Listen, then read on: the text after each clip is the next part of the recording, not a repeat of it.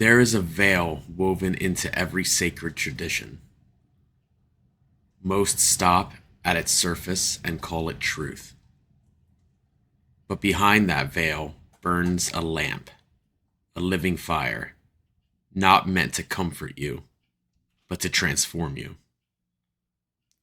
Every religion, every myth, every symbol, they have always spoken two languages.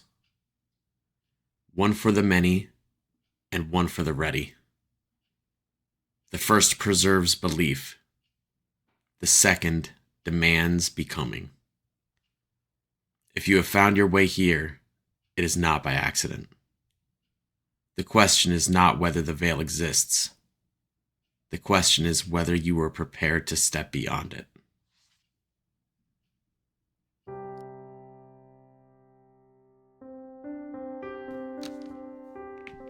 There are two paths by which truth enters the world of men, and they diverge not in origin, but in address. One speaks to the assembled, the other to the attentive. One builds civilizations, the other builds consciousness. These have long been named the exoteric and the esoteric, not as rival doctrines, but as complementary modes of transmission, each necessary, each incomplete without the other. The confusion arises only when the map is mistaken for the terrain, or when the key is worshipped instead of used. Exoteric thought is truth made durable. It is truth slowed down, rendered into law, symbol, ritual, and story, so that it may survive the weather of generations. It speaks in commandments, creeds, and catechisms, because the many require form before they can approach essence. Its genius is preservation. It gives the child a grammar before the poet can invent. Without it, society dissolves into impulse. With too much of it, society ossifies into rule.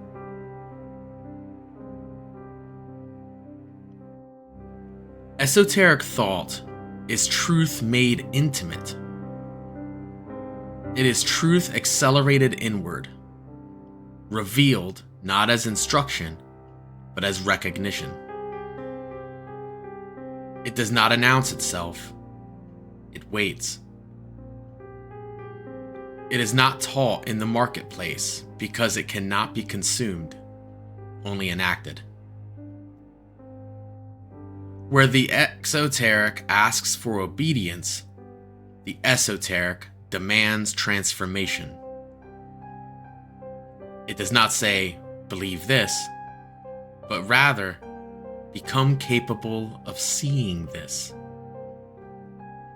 Its genius is awakening.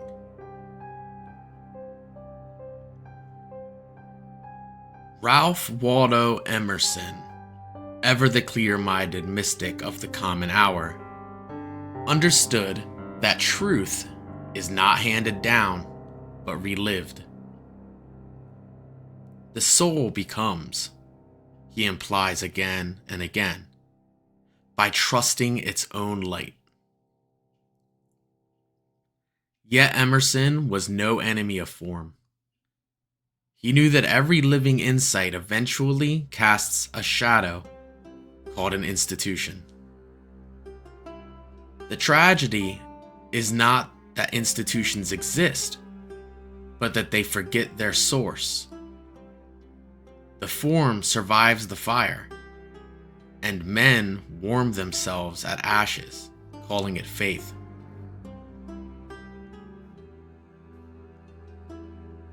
Helena Blavatsky, speaking from a colder altitude and with fewer concessions to sentiment, states the matter plainly.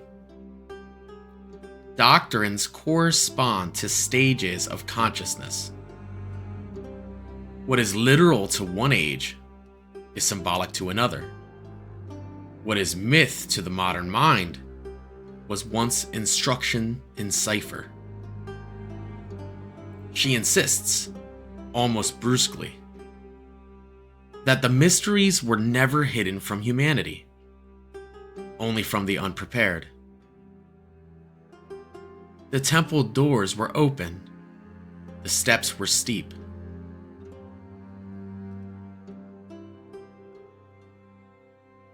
This is the initiatory undertone that hums beneath all esoteric traditions. Readiness precedes revelation. The veil is not placed over truth to exclude, but to protect both the truth and the seeker. To see too much too soon is not enlightenment, but disintegration. Thus, the Hermetic axiom: when the student is ready, the teacher appears. Less often quoted is its corollary: when the student is unready, the teaching becomes superstition or madness.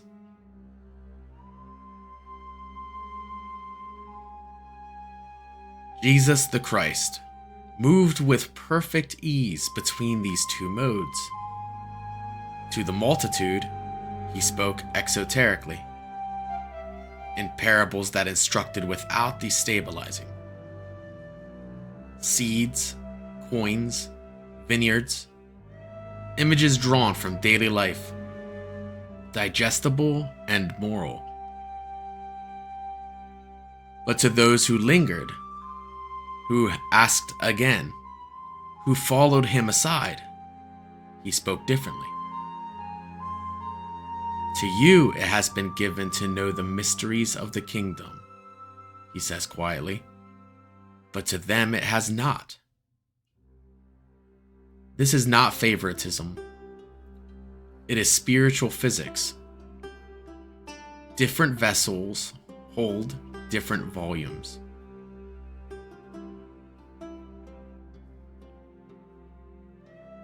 The Gospel of Thomas sharpens this edge. Here, Jesus does not soothe, he provokes. If you bring forth what is within you, what you bring forth will save you. No priest stands between the seeker and the source. No external savior performs the work on your behalf. This is esoteric Christianity, nearly unrecognizable to its institutional descendant. Salvation is not an event, but an unveiling. The Christ here is not a substitute, but a mirror.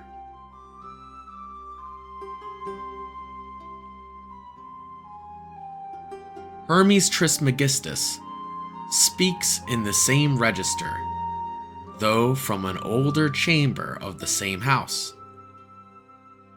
His writings oscillate deliberately between the practical and the transcendent. To the uninitiated, alchemy is metallurgy.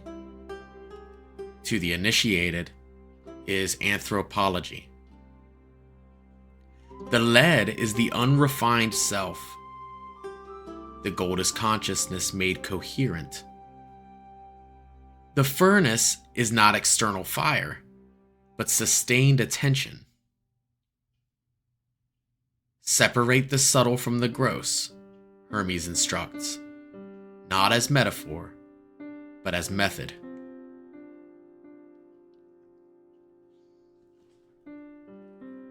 This is the initiatory path: disillusion before reintegration. Solve et coagula. First, the structures of false identity must be broken down, beliefs inherited, fears rehearsed, names mistaken for essence. Only then can something truer be recomposed, The exoteric tradition often halts at moral improvement. The esoteric insists on ontological change. You do not become better, you become different.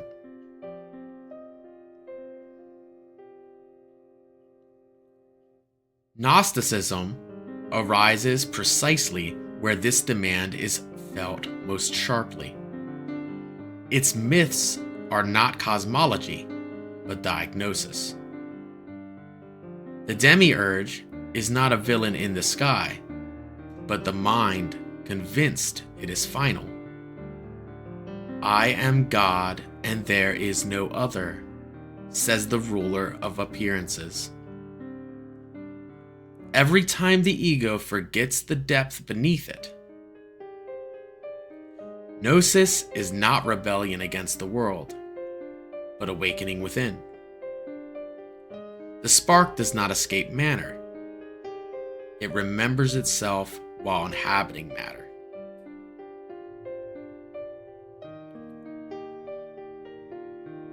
This remembering is the central initiatory act, and it appears wherever a myth is allowed to breathe.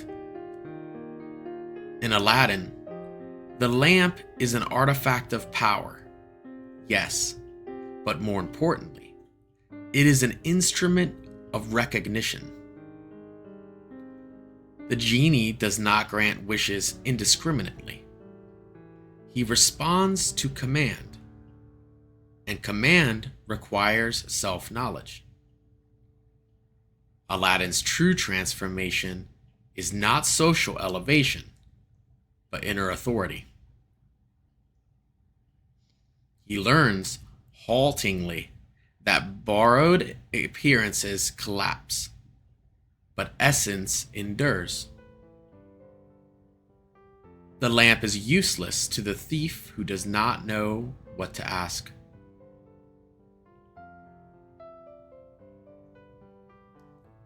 In The Lion King, the initiatory pattern is almost textbook. The rightful king undergoes exile, forgetfulness, and false identity. The wasteland corresponds not to political failure, but to ontological absence. Only when Simba remembers, through suffering, confrontation, and ancestral invocation, does order return. Remember who you are is the initiatory summons repeated across traditions. Not learn, not achieve, but remember. The kingdom follows consciousness, not the other way around.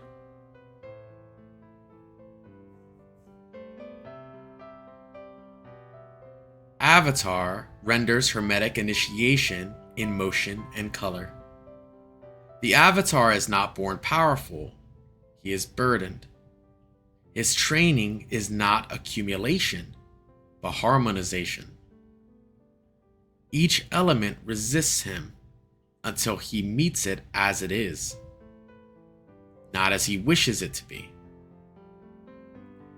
Fire cannot be seized, only respected. Earth does not yield to force, only presence. Air requires a release. Water requires listening. This is inner alchemy dramatized.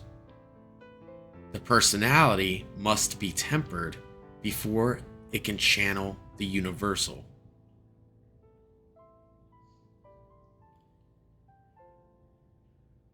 Here the distinction between exoteric and esoteric becomes ethically urgent. The exoteric teaches what to do. The esoteric teaches what you are while doing it. The first can be enforced. The second cannot.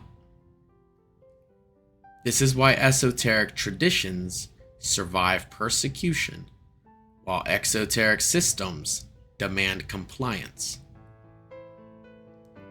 You can burn a book, dismantle a temple, silence a creed, but you cannot extinguish a realization once it has occurred.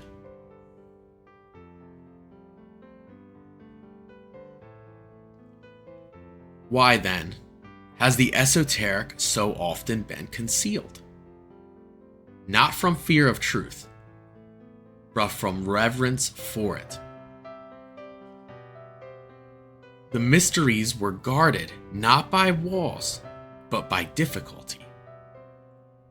Initiation was not an honor bestowed, but a threshold crossed through effort, humility, and endurance. One did not join the mysteries. One became adequate to them. The modern hunger for instant revelation mistakes access for attainment.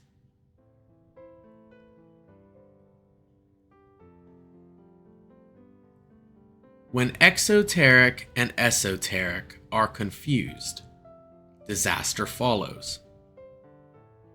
Esotericism without grounding becomes fantasy and ego inflation.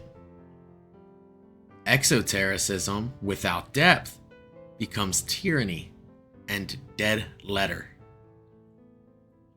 But when rightly ordered, they form a ladder. The outer teaches the inner how to stand. The inner teaches the outer how to move.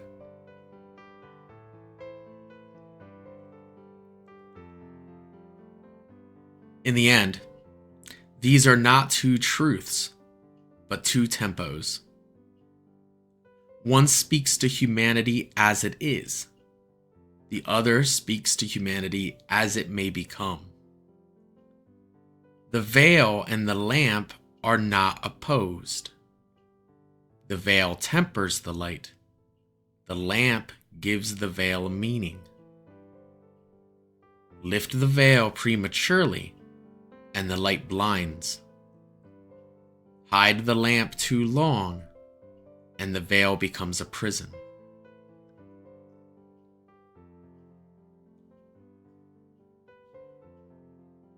The Hermetic path, ancient and exacting, asks only this: become capable. Capable of seeing without flinching. Capable of holding paradox without panic. Capable of remembering without pride. When that capacity is formed, truth does not need to be explained.